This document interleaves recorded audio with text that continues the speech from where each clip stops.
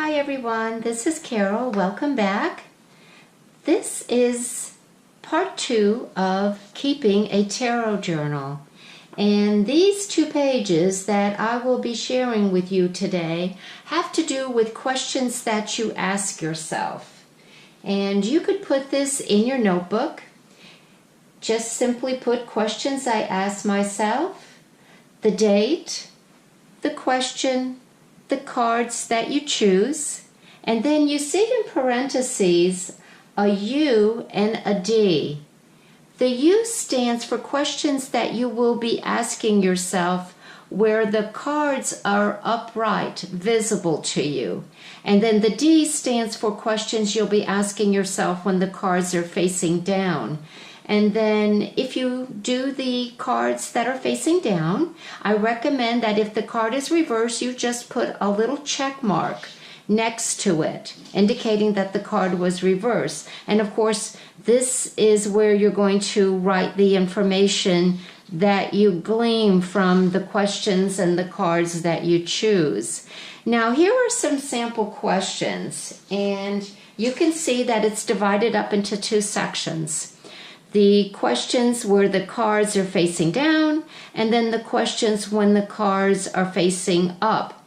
When you do the card, asking these questions for the cards that are facing up, I recommend that you take out all the major arcana plus the court cards. Have them on the table where you can see them easily, and then address them with some of these questions, which I will go through very quickly here, because what I want to do with you today is do a fan reading and do a question with the cards facing down. So let's look at some of the questions that you would ask with the major arcana and the court cards that you have on the table and you're looking at. What do I do for others that I prefer not to do? And you would scan to see what archetype, what image comes out.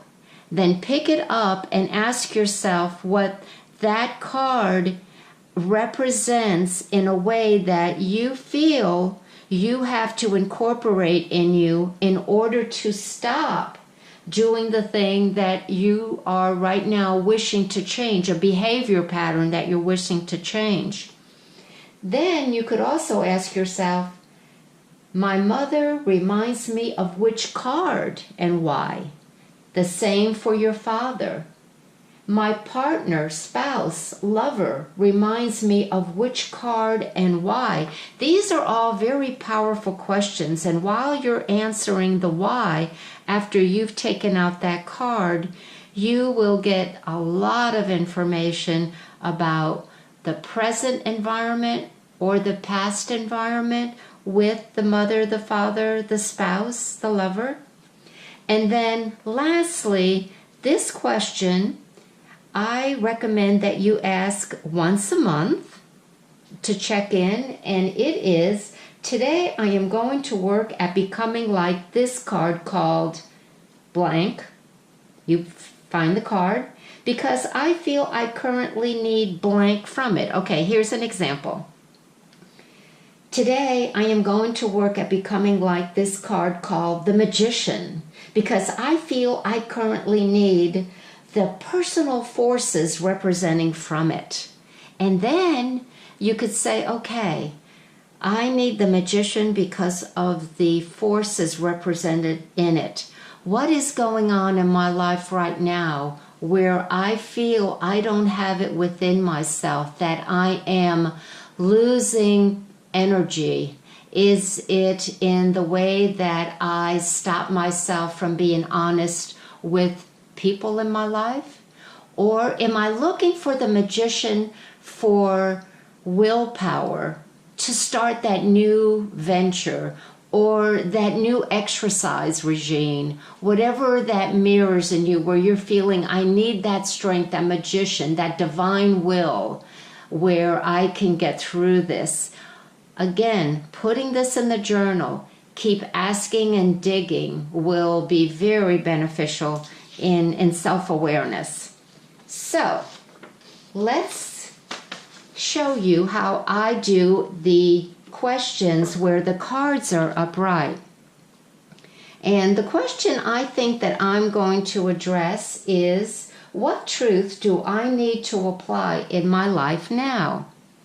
So what I do is have that question in my mind, take up my cards, and of course I'm going to get centered a little bit because I've been doing a lot of talking here, and take a little cleansing breath and shuffle the cards.